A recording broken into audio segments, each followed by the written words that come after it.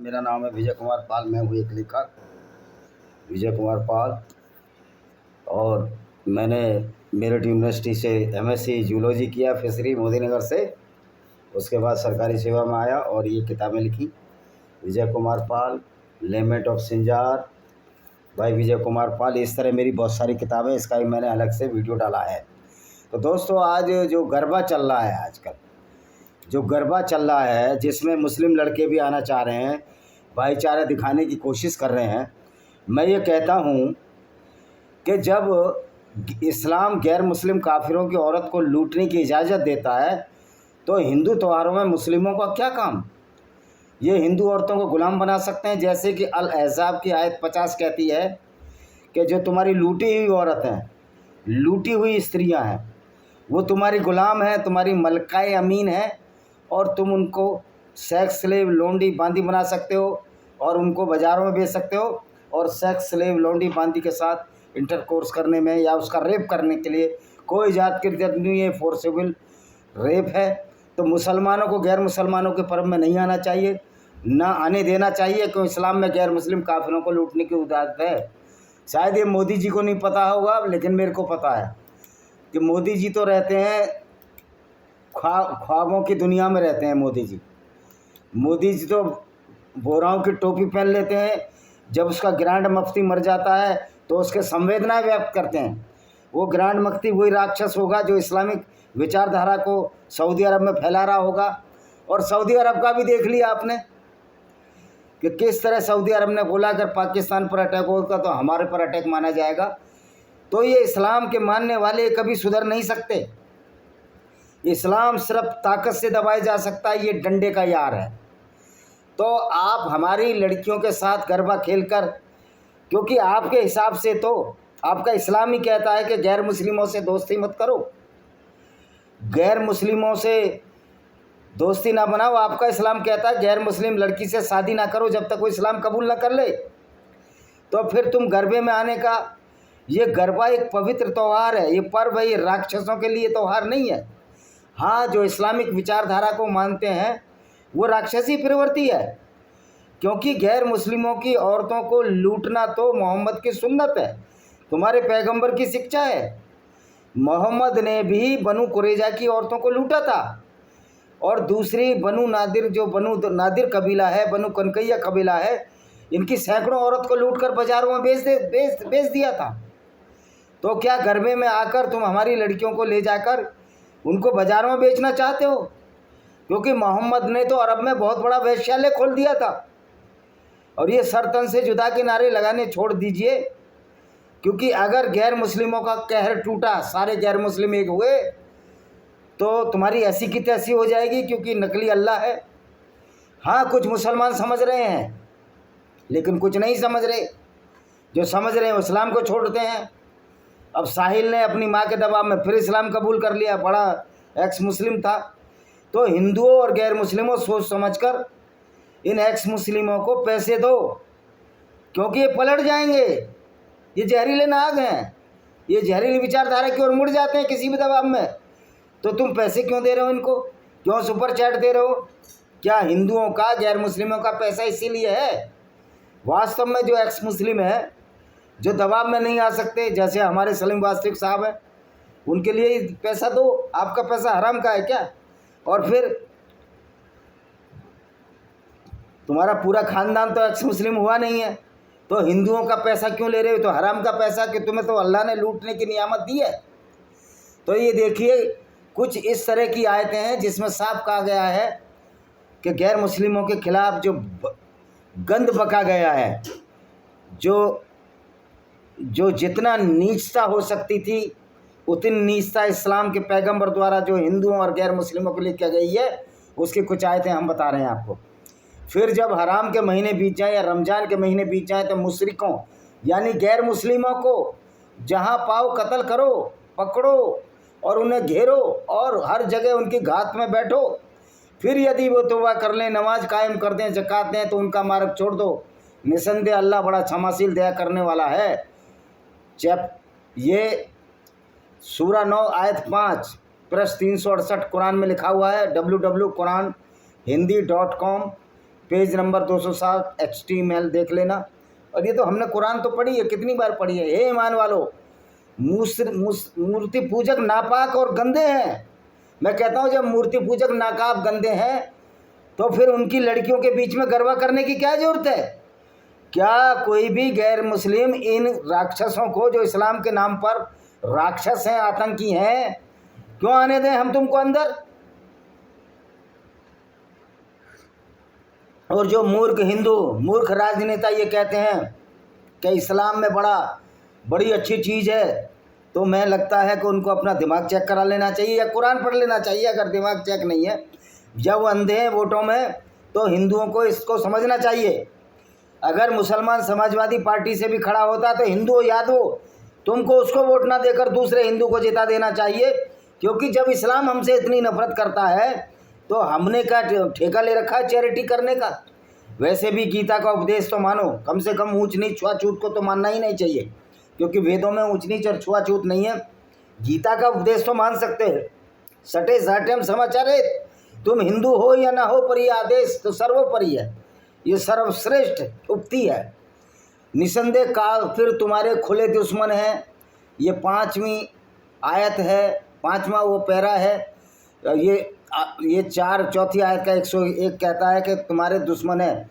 जब सारे दुश्मन हैं तो फिर तुम काहे के ऐसी मराने गरबे मारना चाहते हो? गरबे में इन राक्षसों को आना ही नहीं देना चाहिए। किसी भी गैर मुस्लिम को गरबे में रहने की क्या ज़रूरत है? जब तुमने मक्का में दूसरे को जाने ही नहीं देते, और मक्का जबकि गैर मुस्लिमों का ही था जिसको मोहम्मद ने छीन लिया था, तो तुम क्या हमारे अब्बू लगते हो या तुम्हारे अल्लाह की ऐसी तैसी? हम नहीं आने देंगे उसको। जिन लोगों ने हमारी आयतों का इनकार किया, हम उन्हें जल्दी अग्नि में झोंक देंगे। जब उनकी खालें पक जाएंगी तो हम उन्हें दूसरी खालों से बदल देंगे, ताकि वे यातना का रसावदन कर सकें। निसंदेह अल्लाह परोसवाली तरफती है। अल्लाह तत्वर्षी है, मतलब अल्लाह से तो बड़ा कोई मूर्ख ही नहीं है। जो एक आदमी मर गया और खाल पक गई, मर गया, तो दूसरी खाल कैसे बदल दोगे? क्या इसी तरह जैसे मोहम्मद का दिल धोया और दिल आबे जमजम से धोया, जिसमें कुत्ते, सड़े हुए सड़ांद वाले स्त्रियों के माहवारी के कपड़े पड़े रहते थे, और मोहम्मद बढ़िया अच्छा पैगंबर बन गया और पूरी ज़िंदगी काफिले लूटता रहा, औरतों को लूटता रहा, उनके साथ बलात्कार करता रहा, करवाता रहा, पीडोफाइल जो छोटी बच्ची से शादी करता था। तो ये अल्लाह ने ऐसा पैगंबर दिया? जिन लोग, अच्छा ये ईमान वालों, उन काफिरों से लड़ो जो तुम्हारे आसपास हैं, वे चाहिए तुमसे शक्ति पाएँ। इसलिए मुसलमान जब भी जुम्मे की नमाज होती है, ये सुअर बाहर निकल आते हैं और ये पागलों की तरह हरकतें करते हैं। तो भाई इस्लाम सिर्फ डंडे से मानता है। आज जमाना है कि पूरे गैर मुस्लिम मुल्कों को इस्लाम की गुंडागर्दी के खिलाफ खड़ा हो जाना चाहिए, क्योंकि अगर इस्लाम जिंदा रहेगा तो मानवता को निगल लेगा। दूसरी, हे ईमान वालों, मुसलमानों, अपने बापों और भाइयों को अपना मित्र ना बनाओ यदि वे ईमान की अपेक्षा को पसंद करें, यानी वो मुसलमान ना है तो उनको अपना मित्र मत बनाओ। यदि वो धर्म छोड़ दें, नास्तिक बन जाएं या दूसरे धर्म में चले जाएं, तो ये है इस्लाम का घिनौना रूप, नफरत की विचारधारा। और तुम में से कोई उनसे मित्रता का नाता जोड़ेगा तो ऐसे लोग जालिम होंगे। यानी हम जालिम हैं इस्लाम के हिसाब से, और वो भी जालिम है जो इस्लाम छोड़कर हमसे नाता जोड़ता है या मुसलमान होकर भी हमसे नाता जोड़ता है। अल्लाह काफिर लोगों को मार्ग नहीं दिखाता, कह रहा अल्लाह काफिरों को मार्ग नहीं दिखाता।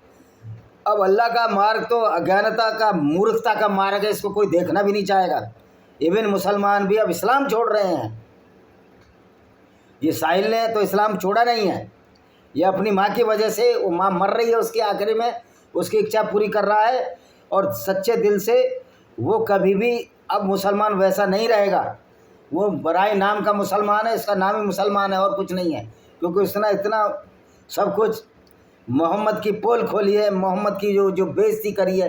एक्चुअल में मोहम्मद ने पूरी दुनिया की गैर मुस्लिमों की बेइज्जती करते हैं, और जो सरतन से जुदा के नारे लगाता, मैं कहता हूँ सरकार कार्रवाई करे, नहीं तो सीधी कार्रवाई गैर मुस्लिम कर सकते हैं। इतने % आबादी, 80% गैर मुस्लिमों की आबादी है, तो भी आप डरते हैं, ये शर्म की बात है। हे ईमान वालों, काफिरों को अपना मित्र बनाओ, अल्लाह से डरते रहो, तुम ईमान वाले हो। अल्लाह से ना कोई अल्लाह से डरता है, अल्लाह नकली है, अल्लाह फ्रॉड है। अल्लाह अगर असली है तो अल्लाह गुंडागर्दी को बढ़ावा देता है, अल्लाह नफ़रत को बढ़ावा देता है, अल्लाह गैर मुस्लिमों को कत्ल करने की बात करता है।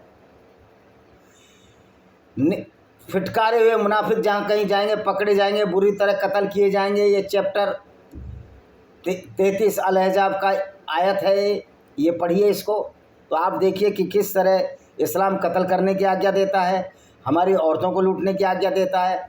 फिर क्या तुम शुर्राब के पर लगे हुए हैं?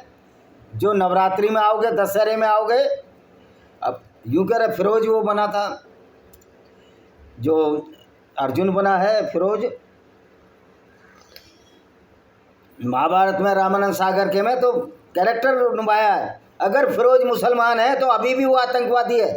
हर मुसलमान जो इस्लाम में है, जो उस विचारधारा पर चलता है, वो आतंकवादी और राक्षसी प्रवृत्ति का है। वो अच्छा इंसान हो ही नहीं सकता। वो तो रावण से भी गया बीता है, क्योंकि रावण ने तो फिर भी सीता का मर्यादा का ख्याल रखा, लेकिन मोहम्मद ने तो सारी मर्यादाएं तार तार कर दी। सफिया के पिता और पति को कत्ल कर उसके साथ 3 दिन ये रंगरेलियां मनाता रहा ये पैगंबर। ये रंगीला रसूल है, इसलिए महर्षि राजपाल ने किताब लिखी थी। तो इस तरह की आयतें हैं, बहुत सारी आयतें हैं, उसके लिए तो मैं अलग से एक वीडियो डाल चुका हूँ। लेकिन इन ऐसी मूर्खता भरी आयतों की वजह से ही आप समझ सकते हैं कि इस्लाम जब गैर मुस्लिम औरतों को लूटने की इजाज़त देता है, उनके साथ बलात्कार करने की इजाज़त देता है, औरतों को गिफ्ट में लेने की इजाज़त देता है। क्योंकि मोहम्मद ने भी मारिया अल-किबतिया नाम की एक कॉप्टिक ईसाई, जिसको कि अलेक्जेंड्रिया जो मिस्र में है, वहाँ के गवर्नर अल-मकूकस से उसको धमकाकर, उसको चिट्ठी लिखकर कि अगर आप इस्लाम कबूल नहीं करोगे तो हम कत्ल कर देंगे, आ जाएंगे। अल-मकूकस डर गया, उसने समून की बेटी मारिया मेरी द कॉप्टिक को भेज दिया उसकी छोटी बहन के साथ, और मोहम्मद ने उसके साथ अवैध संबंध बनाए, जिससे एक बच्चा पैदा हुआ जिसका नाम था इब्राहिम, जो कि 3 या 4 साल की उम्र में मर गया। तो ये जो इस्लाम का अल्लाह है, जब हमको काफिर हमको गालियां देता है, हमको जहन्नुम, जो कि जहन्नुम अल्लाह के बस बाप के बस की भी नहीं है कि किसी गैर मुस्लिम को जहन्नुम भेजे, अल्लाह के बस की भी नहीं है, ये खुद अपने हाथों से कत्ल कर दे। क्योंकि अल्लाह तो बहुत एक कैरेक्टर था, एक पपट है, मोहम्मद की बनाई कठपुतली है। तो भाई जब तुम हमें कत्ल करने की बात करते हो जो मोहम्मद के विचारधारा पर चलकर, तो तुम क्या हमारे अबू लगते हो? जब तुम हमें बोलते हो हम तुम्हारे खुले दुश्मन हैं, तो गैर मुस्लिम भी तुम्हारे खुले दुश्मन है, क्योंकि शुरुआत तुम्हारी तरफ से हुई है और समाप्त गैर मुस्लिम ही करेंगे। इस्लाम की समाप्ति निश्चित तौर पर होगी, भले तृतीय विश्व युद्ध हो और इस तरह के आतंकवादी विचारधारा का कत्लेआम किया जाएगा। सऊदी अरब से कोई बड़ा आतंकवादी देश नहीं है, क्योंकि वो इस्लाम का अब्बा तो वही है, वही तो मक्का मदीना है। अगर मैं कहता हूँ मोहम्मद बिन सलमान में इतना दम है, उनके कंचों में इतना पानी है, तो क्यों नहीं इस्लाम को ख़त्म कर देता? वो भी वही राक्षसी प्रवृत्ति का मोहम्मद बिन सलमान है, जो कि आज पाकिस्तान से समझौता करता है। तो इनकी जहनीत ही गंदी है, क्योंकि इनका पैगंबर ही गंदा था। जो काफिले लूटने वाला पैगंबर हो, कत्ल करने वाला पैगंबर हो, पूरी ज़िंदगी औरतों से बलात्कार करने और करवाने वाला पैगंबर हो, उसकी जहनीत ही ऐसी है। तो किसी ने कहा कि इस्लाम डंडे का यार है, ताकत से झुकता है, क्योंकि जहाँ जहाँ मोहम्मद को मार पड़ी, ताकत हुई, वह मोहम्मद डर की वजह से मरे हुए लोगों में घुस गया। उहद की लड़ाई में मोहम्मद अल्लाह ने इसकी दांत नहीं बचा पाए, तो मुसलमानों को तो कितनी बार मारा जा चुका है। जब ये बदमाशी करेंगे, जो सच्चा मुसलमान जो इस्लाम पर चलता है वो आतंकवादी है। और मैं मुसलमानों से भी कहना चाहता हूँ, जब तुम्हारी कुरान में लिखा है कि हिंदुओं को या किसी गैर मुस्लिम को दोस्त नहीं बनाओ, तो दोस्त क्यों बनाते हो? हमें कोई गर्ज नहीं है तुमसे दोस्त बनाने की। ऐसी राक्षसी प्रवृत्ति की विचारधारा को मानने वालों से तो हम दूर ही रहना चाहते हैं। तो दोस्तों, गरबे में किसी मुसलमान को नहीं आने देना चाहिए, क्योंकि जो इनकी विचारधारा है, इनको वैसी दरिंदा, बलात्कारी, कातिल, खूनी, क्या क्या लुटेरा क्या क्या नहीं बनाते हैं।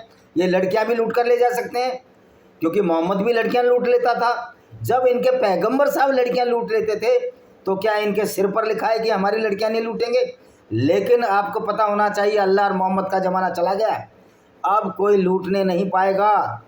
और हिंदुओं से मैं कहता हूँ, ईसाइयों से कहता हूँ, अरे अपने घर में त्रिशूल तो रख सकते हो, अपने घर में त्रिशूल तो भगवान शिव का प्रतीक है, त्रिशूल रखिए, हथियार रखिए, अवैध हथियार मत रखिए, वैध हथियार रखिए। लेकिन जब ही अवैध हथियार रखते हैं और सरकार कोई कार्रवाई नहीं कर सकती, तो फिर अगर हिंदू अवैध हथियार रख लेगा तो सरकार तुमको रोक पाएगी क्या? देखिए, इस्लाम से लड़ना बहुत ज़रूरी है, नहीं हमारी आगे वाली पीढ़ियाँ बर्बाद हो जाएंगी। ये बात मुसलमान भी समझते हैं, इस्लाम को इसलिए छोड़ रहे हैं। मैं तो मुस्लिम भाइयों से भी निवेदन करना चाहता हूँ, क्या तुम ऐसे व्यक्ति को अपना पैगंबर मानोगे जो औरतें लूटता था, काफिले लूटता था और पूरी दुनिया में नफरत की आग फैला गया? ये कोई अल्लाह वल्लाह का कलाम नहीं है, मोहम्मद का कलाम है। मोहम्मद ने अपने फ़ायदे के लिए, अपनी धन लिप्सा और काम वासना की पूर्ति के लिए इस इस्लाम को चलाया था। वो तो मर गया, मोहम्मद साहब तो चला गया अब दुनिया में, लेकिन पूरी दुनिया में फसाद फैला गया।